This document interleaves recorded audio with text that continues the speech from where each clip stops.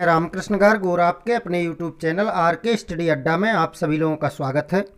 आज के इस वीडियो में हम लोग जानेंगे रॉबर्ट गेने का अधिगम सोपान की। तो चलिए वीडियो को शुरू करते हैं। दोस्तों, ये बहुत ही महत्वपूर्ण टॉपिक होने वाला है। REET, UPTET, CTET, KBS, NBS, HET, PGT, TGT आदि में इससे संबंधित प्रश्न पूछे जाते हैं। तो चलिए वीडियो को शुरू करते हैं। आप लोग वीडियो के अंत तक बने रहिए। दोस्तों, रॉबर्ट गेने सन 1965 में अपनी पुस्तक द कंडीशन ऑफ लर्निंग में अधिगम के 8 प्रकार बताए हैं। तो ये चीज़ आप लोग याद रखना कि कितने प्रकार बताए हैं इन्होंने। 8 प्रकार बताए हैं। उन्होंने अपने प्रकारों को एक पिरामिड की आकृति में प्रस्तुत किया है। इन्होंने सबसे निम्नतम स्तर पर सांकेतिक अधिगम बताया है। दोस्तों, यहाँ से भी कई बार प्रश्न आया है कि सबसे निम्नतम स्तर कौन सा है, तो सांकेतिक अधिगम है। और सबसे उच्चतम स्तर पर इन्होंने समस्या समाधान अधिगम स्तर बताया है। तो समस्या समाधान कब होती है? जब व्यक्ति का उच्चतम स्तर पर व्यक्ति पहुंच जाता है। कुल मिलाकर इन्होंने इसे सोपानकी के रूप में प्रस्तुत किया है। तो दोस्तों, अब इनको हम एक एक करके समझते हैं। जो पहला होता है वह होता है सांकेतिक सीखना। सांकेतिक सीखना मतलब अधिगम के स्तर में संकेतों के माध्यम से सिखाया जाता है। दोस्तों, यह अधिगम का निम्नतम स्तर है। दूसरा होता है उद्दीपन अनुक्रिया सीखना। तो सीखने में ये बहुत ही सहायक है। किसी उद्दीपक के प्रति या उद्दीपक को देखकर जब हम क्रिया करते हैं तो उद्दीपक अनुक्रिया कहलाती है। जैसे बालक जब गृहकार्य नहीं करता तो उसे हम क्या करते हैं? टॉफ़ी दे देते हैं। तो टॉफ़ी दिखा करके उससे हम गृहकार्य करवा लेते हैं। यहाँ पर टॉफ़ी क्या है? एक उद्दीपक है और उसको देखकर किया गया कार्य अनुक्रिया है।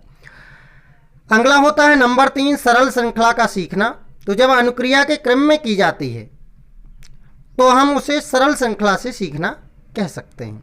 जैसे बालक पहले वर्णमाला सीखता है, इसके बाद 12 खाड़ी सीखता है, इसके बाद छोटे छोटे शब्द और अंत में किताब पढ़ना सीख जाता है। मतलब एक क्रम से सीखना ही क्या कहलाता है? सरल श्रृंखला का सीखना कहलाता है। अगला देखें शब्द साहचर्य सीखना। ये चौथा चरण है।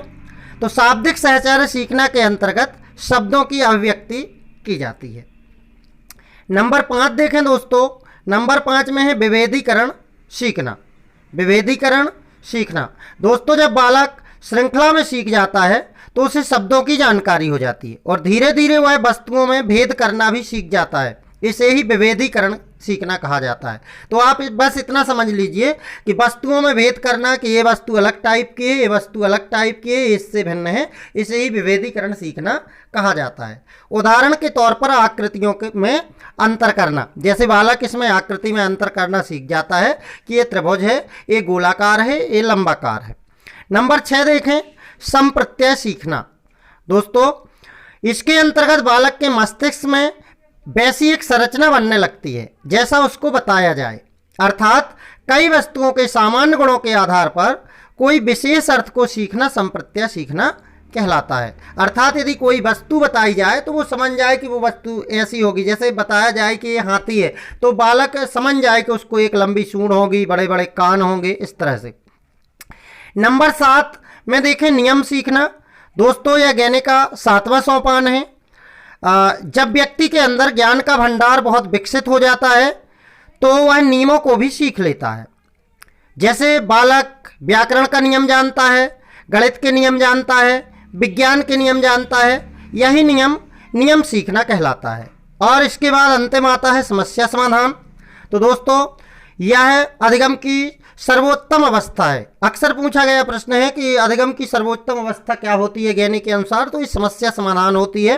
जब बालक इस अवस्था में पहुंचता है तो वह नियमों को भी समझने लगता है और नियमों के समझने के कारण उनमें जो व्यक्ति की जो समस्या होती है उस समस्या को समाधान करने का गुण आ जाता है। तो दोस्तों, इस तरह से आपको इन 8 सोपानों को याद रखना है। इससे बहुत ही ज़्यादा प्रश्न क्रिएट होते हैं। तो आपको इस वीडियो को देखकर कैसा लगा हमें कमेंट करके ज़रूर बताएं और इसी तरह की परीक्षा उपयोगी एवं ज्ञानवर्धक जानकारियों के लिए हमसे जुड़े रहें। मिलते हैं अगले वीडियो में। तब तक के लिए जय हिंद, वंदे मातरम। दोस्तों, एक बात और कहना चाहूँगा, यदि आप लोगों ने हमारे चैनल को सब्सक्राइब नहीं किया है तो चैनल को सब्सक्राइब करके बेल आइकन ज़रूर प्रेस कर लें ताकि आप लोगों को नोटिफिकेशन मिलता रहे। Thank you.